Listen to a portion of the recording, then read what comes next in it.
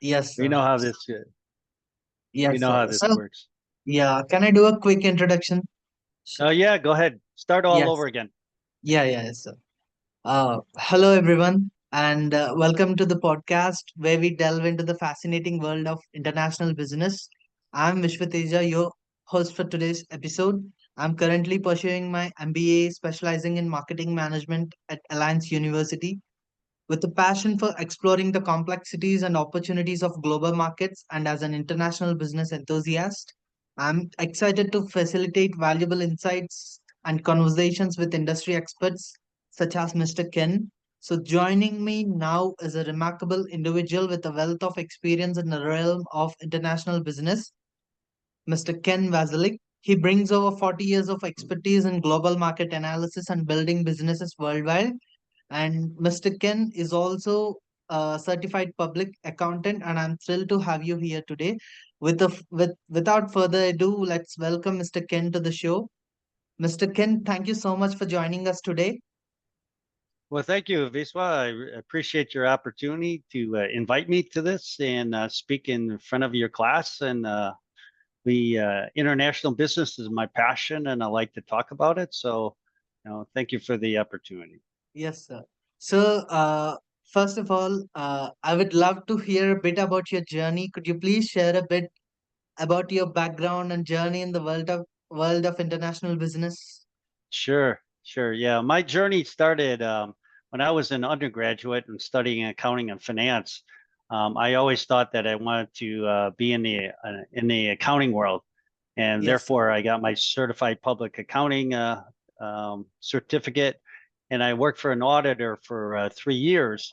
And I Yes, traveled sir. the USA, but I didn't really travel the rest of the world. So Yes. through a mutual contact, I was introduced to a school in Arizona called Thunderbird School of Global Management, Yes, and sir. they have one degree, MBA, International Business. That's all they. It's part of Arizona State University now. Yes, sir. So I applied, and they accepted me. And so after a 2 year stint, like you're getting your MBA, I got a master's in international business. And after that, I worked for our two large corporations in the international finance section and commercial.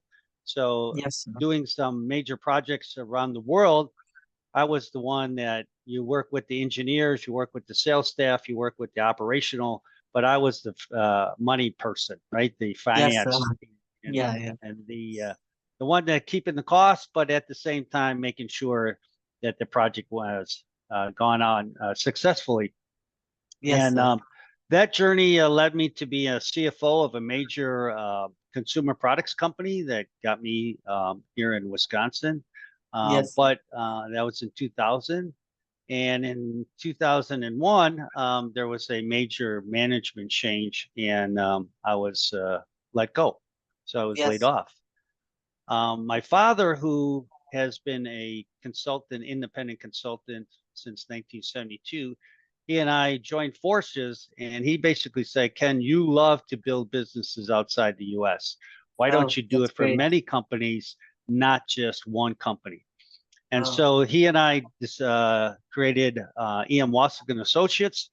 And for the last 25 years, I've worked for uh, and built a staff of, and what we do is we help companies expand their markets outside their home territory. So for a US yes. company, those are markets outside a US company, maybe entering the Indian market, but it's also for an Indian market, Indian company that's maybe wants to get a foothold here in North America.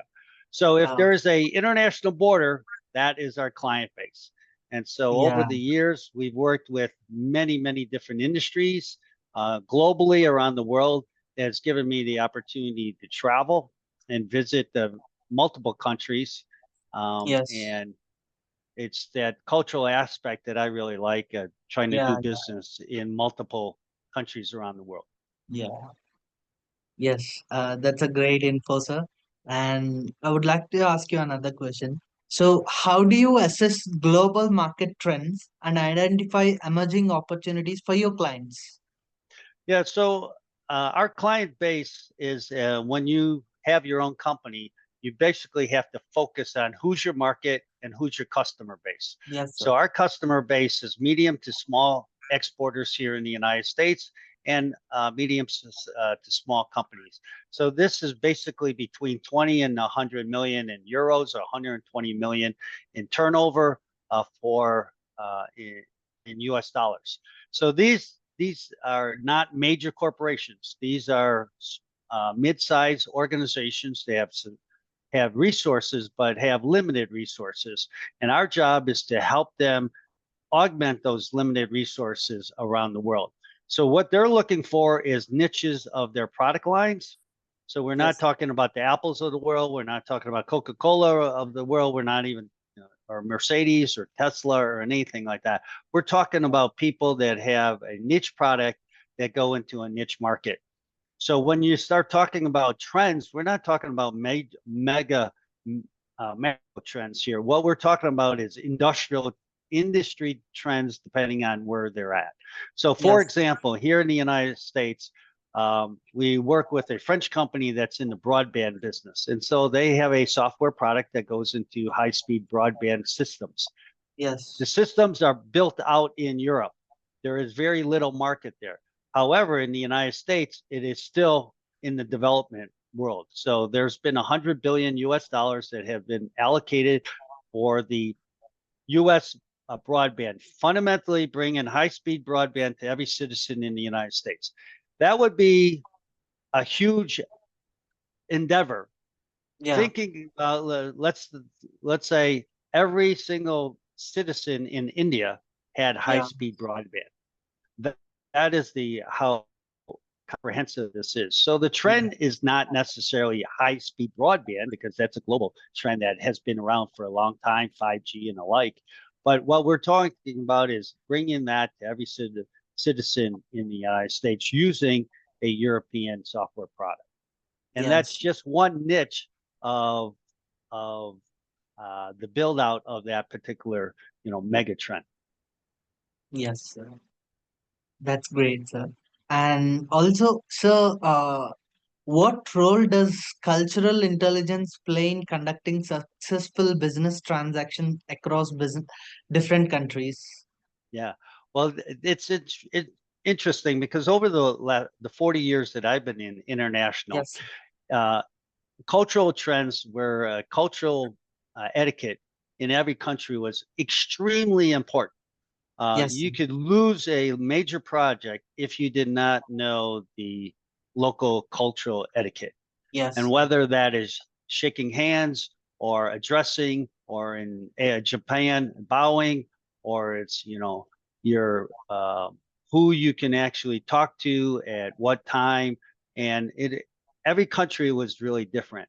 This yeah, has increased, this is extremely important to be culturally sensitive, yes, and sir. we all are going to make mistakes. So Yeah, Indians that travel over outside in the Western world, and Westerners and Americans traveling to India and the West, we have to be culturally sensitive.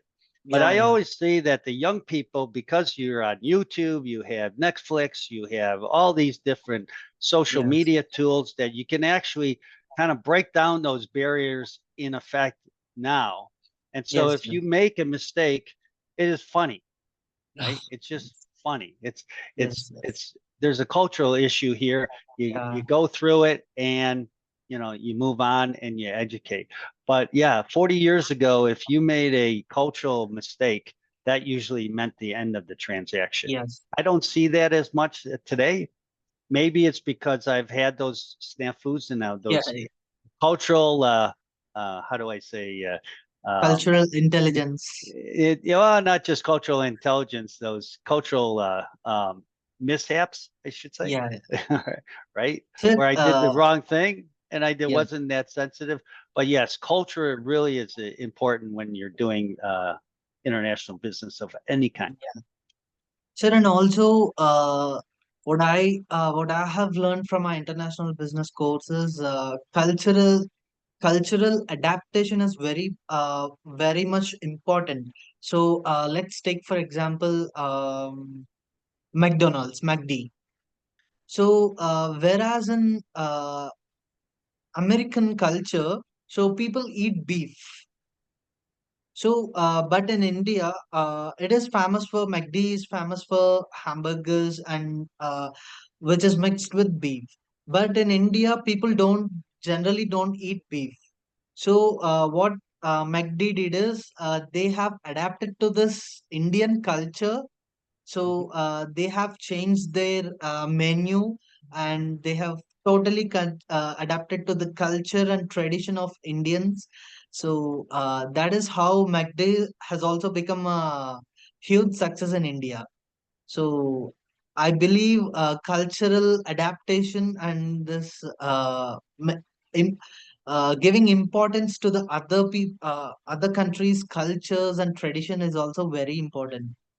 Yeah, well, definitely. Food is very ethnic, right? Very Yeah. culturally sensitive and ethnic. And so when it comes down to food and food practices, whether you're talking about kosher versus halal versus Indian Yes, sir. culture, and the Chinese eat a lot of pork. The Yeah. Obviously the Arabs do not.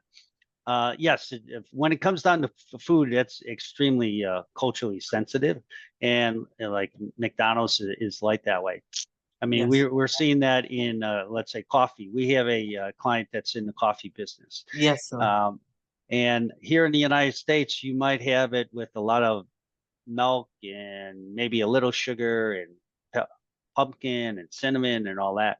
Yes. You go into other countries, it's just Italy, just Yeah. espresso. That's all it Yeah. is, right? So when you start talking about food, that is very, very important as well. On the industrial side, when you start talking about product, it's Yeah. not as important. Language is extremely important, but Yeah. Yeah. the Yeah. cultural aspects of a product, industrial product, is not as sensitive. Yes, sir. Yes. Sure. And also, I would like to ask you a question. As the president of Madison International Trade Association, what initiatives did you implement to foster international trade in central Wisconsin? Well, okay. When I was the president of the Madison International Trade Association, it was a association that had maybe a few members. We just had a Yes, sir. core member, right? And you have to understand in the United States, less than 5% of the business enterprises actually do any type of international business. Yes, sir. Here in the US, you can be a $500 million dollar turnover company and do zero international business. That's how large the economy is in the United States. Okay. So one of the things that we had to do is revamp the organization. So the first thing that a president does is to make sure they have a very good active board. And so I Yes. recruited what I would call the most internationalistic people in the local community here of Madison, Yeah. Wisconsin, to actually be a board member. From that, we did some really strategic planning where we said, okay, where's our audience? Where's our members? And what does our members really want to talk about? And our members really wanted to get educated. Two things that our members wanted is education, so programs that actually taught them how to do business internationally better because Yes, they've sir. been in the industry. And number two, network. So peer-to-peer networking was always important. Okay. Yes, sir. And so those are the two things that we really focused on. We revamped the entire organization. We updated the logo. We modernized the systems. We Yes, yes, actually yes. did a updated our website, did our SEO on the website, Yes, and yes. alike, so that we could actually focus on those individuals that were looking for more education on international business, basically do their job better. And secondly, how they could have peer-to-peer networking. Yes, sir. So and also, how do you stay updated with the ever-changing landscapes of international trade regulations and policies? Well, okay, so that's an almost impossible because you can't keep up with everything, right? Yes, So sir. we'll be using the same tools that you're using. So Yeah. Google, search engines, every time there's a an opportunity or something, we definitely take a look at.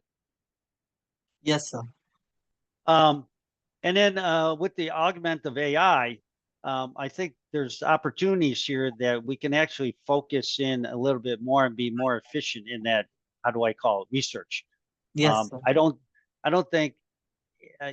Again, 40 years ago, personal experience was very important because there was no Google, there was no internet.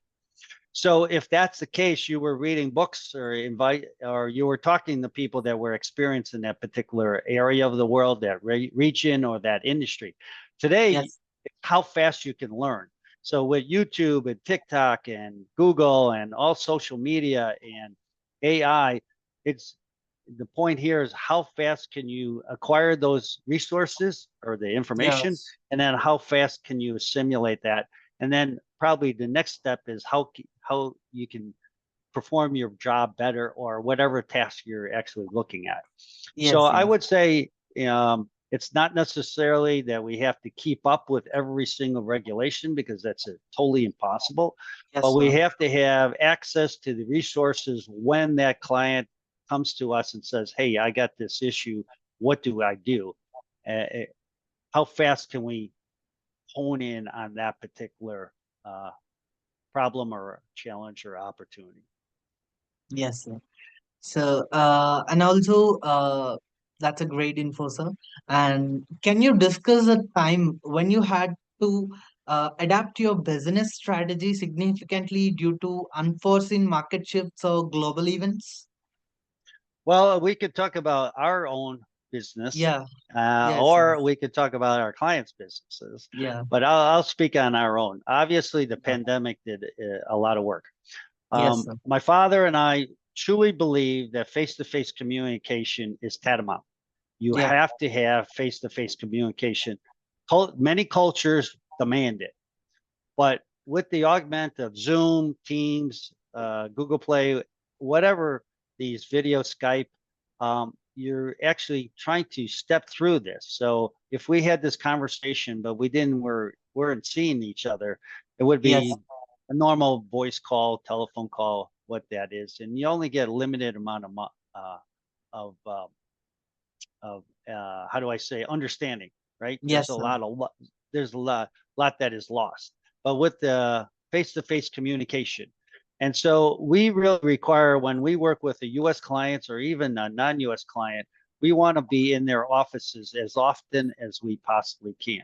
So these Yes, are monthly meetings or quarterly meetings or something of that nature. Well, when the pandemic hit, uh, the demand, supply chain, human resources, just the normal day-to-day operations yes, sir. was all remote, right? It went all remote. So our business model of being, hands-on in our clients' offices, actually working, and same with ourselves, working with our team internally Yes, because we get together on a regular basis. Uh, yes, we're a virtual company, but we get together on a regular basis. That all stopped. So how do yes, you maintain teamwork when everybody's remote? yes, And so that was a switch that we had to learn different tools and have different programs. And so what those fun activities like lunches or social hour or something like that, we had to move to a virtual platform like yes, we sir. did, which we did. And same with our clients. Same with all our communications moved from um, post or actual written reports. Everything Yes, went sir. electronically. So once again, how do you we had to facilitate that movement from a face to face. Let's talk about it. Here's a piece of paper in front of us. Everything moved towards a electronic sharing of files and things of Yes, that yes, nature. And so, yeah, there was quite a bit of adaptation. And since we are in the service industry, servicing our clients, trying to make their businesses better, we had to adapt faster than our clients did. So while our clients were struggling, we had to accelerate to come up with the better tools so that we could actually give instructions to our clients yes, how sir. they can run their business better. Yes, sir. Sir, just as we discussed about and we are discussing about this digital transformation. So, how has digital transformation impacted the consulting industry, and what opportunities does it present? And can you discuss any best experience with digital transformation initiatives at EM Wasylik Associates? Sure. Well, as we were talking before, um, Yes, sir.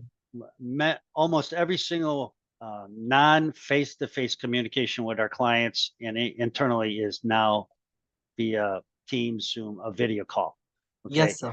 So we're almost doing everything, anything virtual when we're in separate locations is on Yes, sir. a digital basis, right? And we're sharing files and alike. But I also go back that we have to get back to the face to face. Humans are social animals, and social Yeah. animals want to be next to each other. Okay, and you get so much more understanding of the other side, whoever you're talking to, when you're face to face and next to them. You lose about 50% of the understanding what we're doing right now. And because of that, you could lose a lot of opportunity. And I know when we meet our clients face to face, the amount of work we walk out of and the level of quality of our work increases incredibly higher because we really truly understand what our clients has. So while there's a digital transformation and using a lot of digital tools and video tools and AI and alike, the bottom line is humans are social animals and you cannot replace that. And so Yes, sir. we actually stress that we actually get together with our clients and ourselves and our team and our partners as often as we can, no matter where they are worldwide. Yes, sir. Sir, and also, can you share a challenging negotiation scenario you have encountered in a foreign market and how you navigated it to achieve a successful outcome? Well, that's talking about cultural issues. This is also a cultural understanding as well. Here in the Yeah. United States, we are very much transactional orientated, and we Yes, sir. actually reduce everything into a written document called a contract. And Yes, sir. usually, when an American comes into it, they always talk about what the differences are. And so they say, okay, we 85% of the contract is agreed upon, and then we just talk about the differences. Around the world, different cultures will address that negotiations much differently. And Yes, sir. so here again, if we're talking to a culture, let's say in the Arab world, the Arab Yes, sir. world is they are used to negotiations, and time Yes. is of uh, very little uh, consideration. Okay, Yes. so I've actually met people that know their family history for 2,000 years. Yeah. And so when they start talking about a generation or a month or a week and we got to get this done, time is of no consequence. So Yes. one of the things that you have to do in those negotiations is have patience. Yes. You have to understand that there's going to be a process here, and it's a step-by-step process, and you have to Yes. be patient about it and not rush it, because if you rush it, you're going to probably make a mistake. The Yes, sir. Chinese are the same way, right? uh, Yes, sir. when I first did business in China in the early 90s, one of the other side, the general manager of the other side, sat me down and actually explained the 5,000 years of Chinese history. And he basically told me that, if you want this done, this contract to be negotiated and finished in 6 months, you Yes, are sir. going to be disappointed. And so that negotiation lasted 22 months. And Yes. then finally we had to get into the execution stage. So Yes. in cultural aspects is also very important in negotiations, and you have to be aware of that going in. But you also have to prepare your own self, your Yes, sir. company or your own self for that um, negotiation Yes, sir. process. Yeah. So if you're from a transactional orientated country like the United States, where when you start talking about, hey, we got to get this done in next quarter, Yes. you might be in a place like Japan or China or the Arab world where 3 months negotiation is a very short time, and don't Yes. expect to be done in 3 months. So Yes. I've had we've for our clients, we've had Yes. negotiations and really prepared them to say, okay, this is going to take 6 months, and they're going to say, what's the problem? And the point is okay, it's going to take that much time to actually go through every single, not just the subject, but they have to understand that they need to trust you as well. Yes, sir. So Yes, here sir. in the US, we're very transaction. We have a piece of paper that says, hey, we trust each other. Other cultures, the piece of paper really doesn't mean anything. It's all about the relationship. Yes. So that's a great info, sir. And so, as a member of Wisconsin District Export Council, so what initiatives or projects you have you been involved in that have had a significant impact on social exporters, Yeah. So local the ex Wisconsin, local yeah, exporters? yeah, local. So the district export councils. So the United States Department of Commerce has the International Trade Administration, and as part of the International Trade Administration, they have the U.S. Commercial Service. The U.S. Yes, sir. Commercial Service has offices all around the United States and around the world to help U.S. exporters, U.S. businesses increase their exports. Yes, As a part of the private sector to assist these offices. There are 61 district export councils in every state, and some states like California, Florida have multiple export councils. So we're members of, I believe there's like 32 members of the Wisconsin District Export Council. And our charter is basically to help other U.S. exporters develop markets around the world. So we're the private sector assistance, peer-to-peer um, counseling and yes, sir. mentoring and assistance that works with the United States government. And so some of the initiatives that we have done is I'm the chairman of the mentoring and business advisory. So our job is to say if there's an exporter in Wisconsin and they have a question about a certain market or Yes, export compliance or trade or logistics or something, our job is to find the necessary resource that they can actually um, provide assistance. Now, of the 32 members of our Wisconsin, we have quite a bit of experience. And so our job is to actually find the right resources to help these U.S. exporters. And of course, this is all done on a nonprofit basis. yes, sir. Sir, and also, can you share a lesson you learned from a business failure or setback in your career that ultimately contributed to your success? Oh, a business failure? Is Yes, that what sir. the question is? Business failure. Well, I think one of my And a one business failure or a setback in your career that ultimately contributed to your success. oh, my personal Yes, success. sir. Yeah. Okay, a business failure. I think one of the business failures that early on, when you start a new business, if you're Yes, an sir. entrepreneur like I am, and my father and my family, the first 5 years are very difficult. The Yes, sir. reason being is, especially in the service industry, because the reason being that everybody believes that you're just, a consultant trying to find your way and until you get your full-time job. And Yes, sir. so one of the things that probably the failures is that I did not recognize this at the very beginning. And so the first 2 years of having my own company, I really did not attract a lot of clients because I did Yes, not sir. realize what the other side or a potential customer was really done. So what I should have done is probably surveyed the market before I jumped into it. Now, entrepreneurs, you know, they're risk takers. You got a cliff, you you jump off, and maybe the wind will catch you, and maybe the wind won't catch you. That's an entrepreneur. They're very much of a risk taker. And Yes, what sir. I should have done is probably step back and actually kind of surveyed the marketplace before I did. When Yes, I sir. did that, then I finally realized where my niche is and where my customer base is.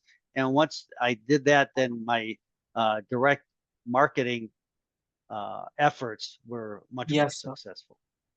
Sure, and also under the mentorship of my professor, Dr. Abhishek Venkateshwar, who has 10 years of experience in international business teaching, I have had the privilege of exploring a variety of topics crucial to understanding the global marketplace, such as international business strategies, global balance between the global efficiency, dollarization versus re-dollarization. So, in our class, the professor had discussed the concept of graph illustrating the balance between global efficiency and local responsiveness. So, I would like to ask you a question regarding this. So, how do you perceive this balance in today's global business landscape, and what implication does it have for companies operating across borders? Yeah. Well, it's kind of interesting because I've actually, sat in a few classes of the MBA, and they talk Yes, very much at the macro level. All right. yes, But at the end of the day, a company it says, "Hey, I have a product or service, and I want to look at my market." yes, And sir. how do you actually do that? So it's kind of like an Apple iPhone, right? It's a great Yes, sir. phone, and are they really worried about you know global macroeconomics? The answer is no. You just make a great product, and people will purchase it, right? Yes, sir. So when you start talking about convergence of various macro trends, I leave it to the academia to Yes, actually sir. look at that. I'm a businessman. We're Yes, sir. boots on the ground. We're not necessarily working to worry about the macroeconomic trends because at the end of the day, our clientele is say, "Hey, Ken, your company, where's our market, and how do we access that market?" Yes, sir. Sir, I don't like to take much of your valuable time. So, the last question I would like to ask you is, what advice would you give to MBA students and entrepreneurs and early career professionals aspiring to succeed in the global market space? So, well, my advice to you and the rest of the students is Yes, to sir. always, it's a great career if you take the advantages and not be a risk taker. Yes, sir. So if there's an opportunity to do some business outside of India, do it. If Yes, there's sir. an opportunity to say, hey, there's an internship in Europe or Asia or Singapore, do it. Do not be afraid of the unknown. Yes, And so Robert Frost has a poem called "The Road Less Traveled," and fundamentally, you have two paths. You have yes, sir. one that's well worn, and many people have gone down that path, and then there's another Yes, sir. path where you can barely see where the hiking path is. Yes, You sir. take the one less traveled, Yes, and sir. if you do that, your experiences are going to be a lot better. Are they going to be harder? Yes, they will be harder Yes, because it is going to be less traveled and there's less experience. But in my opinion, and that's what I've chosen in my life, is that you always try to, if I was in the corporate world, I was the guy that volunteered for the project that nobody else wanted. yes, sir. And because of that, my experiences were much greater than my colleagues because they Yes. chose not to take on a hard Risk. project. And yes, there's a risk that you will fail, but there's also a risk that you will succeed. And Yes. once you succeed on a very difficult where no one else wants to travel, your satisfaction and happiness will be much greater than the Yes, sir. people that chose not to. So- Yes, sir. So, I'm very honored and thank you so much for your valuable time, Mr. Ken, for joining us today. Well, Your you're welcome. insights, yes, sir. Your insights into international business have been incredibly valuable. So, there are many lessons to learn from you, and I'm sure our listeners have gained a lot from our conversation. So, thank you so much for joining us today and giving us your valuable time. Well, you're welcome. Vishwa, it's a real pleasure to be here. And if there's any of your colleagues or your student friends or Yes, university professors want to reach out to me, yes, I'm on LinkedIn. That's how you found me, yes, us. sir. So sure, we'll definitely stay in contact going forward. Yes, sir. So, thank you so much, sir. Let, yes, sir. Have a great. Looking forward, All sir. right. Thank you. Thank you. Thank you, sir. See you, sir. Ciao. Yes, sir. Ciao.